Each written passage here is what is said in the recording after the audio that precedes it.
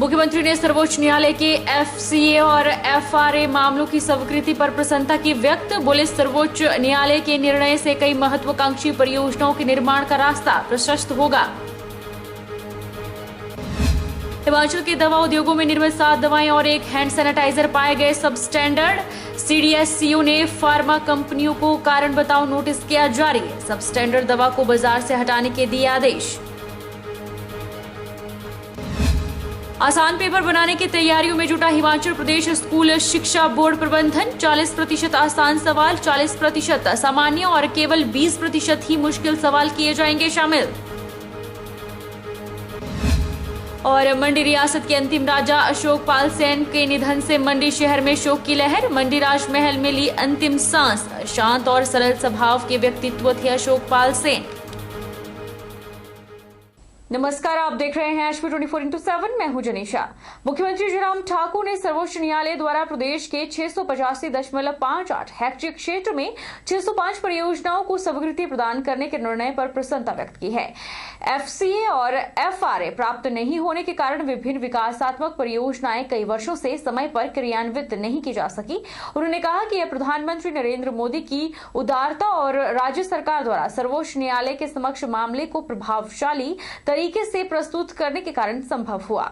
में जिस प्रकार से हमको सुप्रीम कोर्ट के सामने अपनी बात रखने का जो अवसर वो प्राप्त नहीं हो पा रहा था, नहीं मिल पा रहा था, ऐसी परिस्थिति में अभी पिछले कुछ दिन में सारे विषय को लेकर के केंद्र में आदरणीय प्रधानमंत्री जी से भी मिला, केंद्रीय गृह मंत्री अमित शाह जी से भी, और हमारे भारत के सॉलिसिटर जनरल उनसे भी मेरा मिलना हुआ।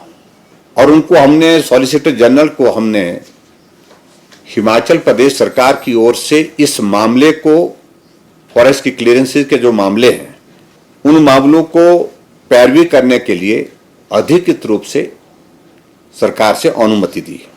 बहुत लंबी मीटिंग होने के बाद, डिटेल में डिस्कशन होने के बाद मुझे इस बात की प्रसन्नता है कि अभी सुप्रीम कोर्ट में जो हमारी 605 परियोजनाएं जो एफसीए और एफआरए के लिए लंबित थी, उन पर बहुत डिटेल डिस्कशन हुआ, बहस हुई और अंततः सुप्रीम कोर्ट ने इन 605 परियोजनाओं के लिए एफसीए और एफआरए की स्वीकृतियां प्राप्त की हैं।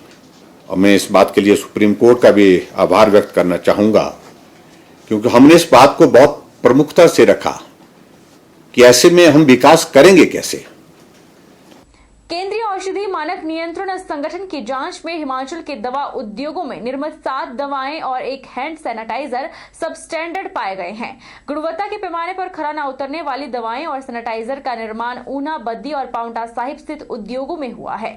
संबंधित फार्मा कंपनियों को कारण बताओ नोटिस जारी करते हुए उन्हें सब स्टैंडर्ड दवा का पूरा स्टॉक बाजार से हटाने के आदेश जारी किए गए हैं।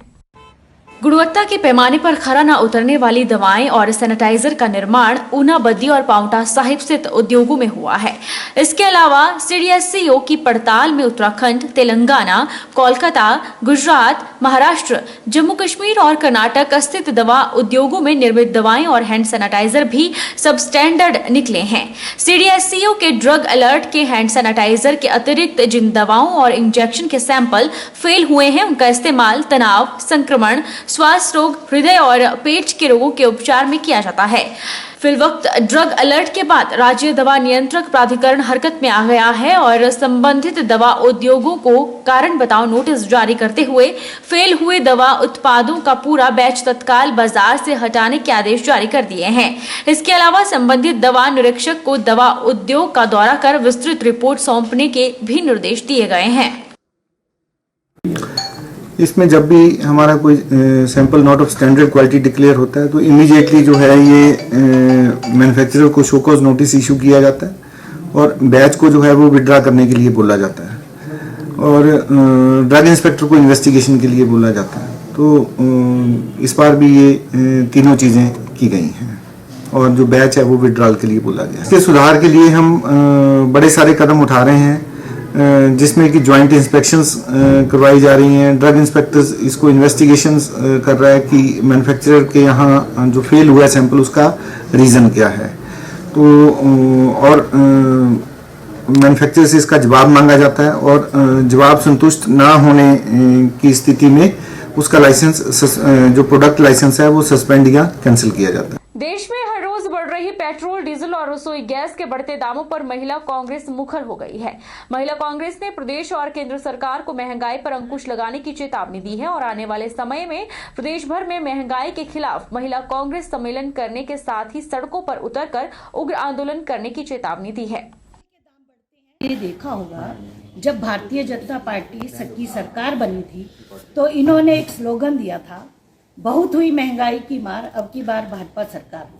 लेकिन इन्होंने इसके बिल्कुल विपरीत, जब ये सत्तासीन हुए, इन्होंने एकदम से पेट्रोल के दाम, डीजल के दाम बढ़ाना शुरू कर दिया और आज ये नौबत आ गई है कि पेट्रोल 100 के पार पहुंचने वाला है और डीजल जो है वो भी सबसे ज़्यादा महंगा हो चुका है।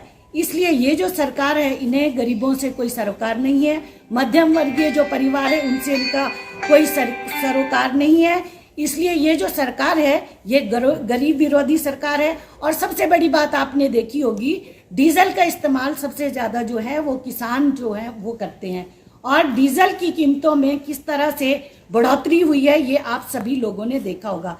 ये कहते हैं कि हम किसानों की आय को दोगुना करना चाहते हैं, क्या इस तरह से किसानों की आय दुगनी? सरकार द्वारा जारी एसओपी का पूरा ख्याल रखते हुए परीक्षा केंद्रों की संख्या में बढ़ोतरी के साथ ही छात्रों के लिए आसान पेपर बनाने की तैयारियों में बोर्ड प्रबंधन जुट गया है। यह कहना है हिमाचल प्रदेश स्कूल शिक्षा बोर्ड के चेयरमैन सुरेश कुमार सोनी का। उन्होंने कहा कि सेमी बोर्ड की परीक्षा मार्च महीने में आयोजित की जाएगी और मार्च माह में ही परीक्षा परिणाम आने के बाद नया सत्र अप्रैल महीने में शुरू हो जाएगा। आसान पेपर बनाने की तैयारियों में हिमाचल प्रदेश स्कूल शिक्षा बोर्ड प्रबंधन जुट गया है। हिमाचल प्रदेश स्कूल शिक्षा बोर्ड के चेयरमैन सुरेश कुमार सोनी ने कहा कि कोरोना महामारी का सीधा असर स्कूलों पर पड़ा है और छात्रों को ऑनलाइन क्लास पर निर्भर होना पड़ा था। वहीं अब 5वीं से 12वीं क्लास के छात्रों के लिए स्कूल खोल दिए गए हैं, लेकिन परीक्षाओं में अब कुछ ही समय बचा है।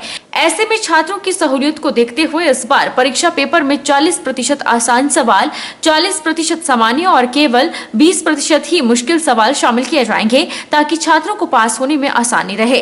इसके साथ ही कोविड-19 को लेकर एसओपी के आधार पर बोर्ड प्रबंधन ने अपनी पूरी तैयारियां कर ली है और जहां ज्यादा छात्रों की संख्या है वहां सोशल डिस्टेंसिंग को बनाए रखने के लिए परीक्षा केंद्रों की संख्या 2042 से बढ़ाई जा रही है। उन्होंने कहा कि बोर्ड की परीक्षाएं अप्रैल से मई महीने तक चलेंगी, जिसका परिणाम 18 जून से पहले घोषित किया जाएगा ताकि 18 जून से कॉलेज में होने वाले एडमिशन के लिए छात्रों को कोई दिक्कत न आए। हमने जो बोर्ड के एग्ज़ाम होने हैं वो इस तरह से डिज़ाइन किए हैं कि पेपर जो होगा वो 70% सिलेबस से आएगा, 30% उसमें कट लगाया है और 30% ज़्यादा ऑप्शन इसमें दिए जाएंगे। ये इसलिए किया गया है कि बच्चों में स्ट्रेस ना हो और ठीक प्रकार से बच्चा पेपर दे पाए। और जो पेपर का फॉर्मेट है उसको भी थोड़ा बदलने का और तरीके से किया गया है। 40% जो क्वेश्चन होंगे बहुत इजी होंगे, 40% जो क्वेश्चन नेक्स्ट होंगे वो एवरेज होंगे और 20% हार्ड होंगे जो मेरिटोरियस बच्चा कर पाए, यानी आसानी से बच्चे पास हो सकेंगे। और सोशल डिस्टेंसिंग के हिसाब से हम पेपर कर पाएंगे।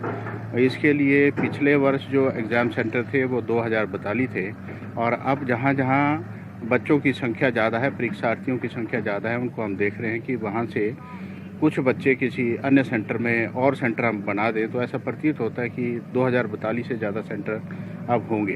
मंडी जिला में पंचायती राज संस्थाओं के नवनिर्वाचित जनप्रतिनिधियों के लिए स्वर्ण जयंती ग्राम स्वराज सम्मेलन का आयोजन किया जाएगा। हिमाचल प्रदेश के पूर्ण राज्यत्व के स्वर्ण जयंती कार्यक्रमों की कड़ी में मंडी जिला में ऐसे 2 सम्मेलन आयोजित किए जाएंगे। ये जानकारी उपायुक्त मंडी ऋग्वेद ठाकुर ने स्वराज सम्मेलन के आयोजन की तैयारियों को लेकर बुलाई विभिन्न विभागों के अधिकारियों की बैठक के बाद दी। हिमाचल प्रदेश के पूर्ण राज्यत्व के स्वर्ण जयंती कार्यक्रमों की कड़ी में मंडी जिला में ऐसे 2 सम्मेलन आयोजित किए जाएंगे।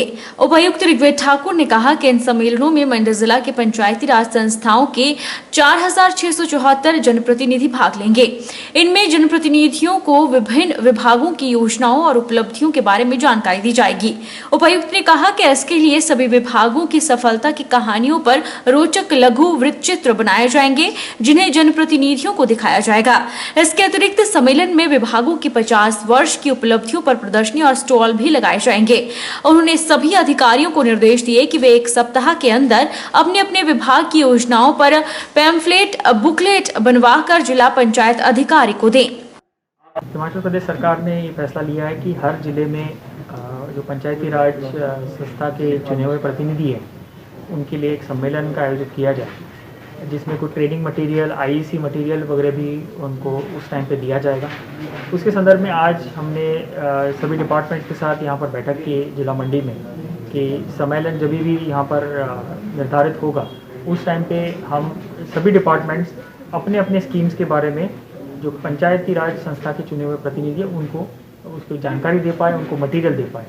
उसकी तैयारी को लेकर आज ये बैठक मंडी में आज ऑर्गेनाइज की गई और डिपार्टमेंट्स को डायरेक्शन दी गई थी 3 विषयों पे कि जिसमें जो उनका आईसी मटेरियल है उसके बाद वो डीपीओ पंचायत को दे दे, ताकि वो पूरा जो मटेरियल जो इलेक्टेड रिप्रेजेंटेटिव को देना है वो तैयार कर सके।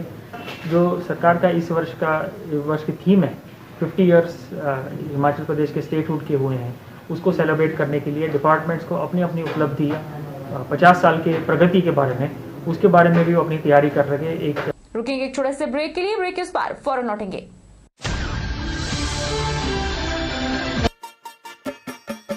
छोटे, आज का मैच तेरी बैटिंग का असली टेस्ट है। टेस्ट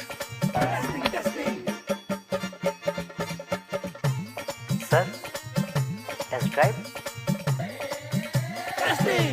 टेस्ट बहन जी बल्ब टेस्ट तो कर लो।